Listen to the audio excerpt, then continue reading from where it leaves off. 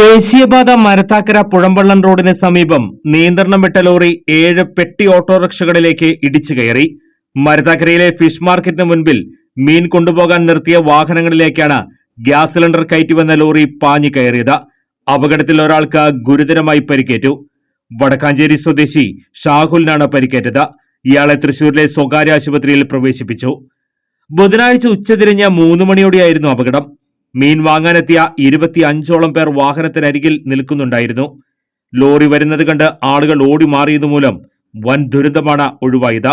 അപകടത്തെ തുടർന്ന് ഓടി രക്ഷപ്പെട്ട ലോറി ഡ്രൈവറെ നാട്ടുകാർ ചേർന്ന് പിടികൂടി. ഒല്ലൂർ പോലീസും നാട്ടുകാരും ചേർന്ന് രക്ഷാപ്രവർത്തനം നടത്തി.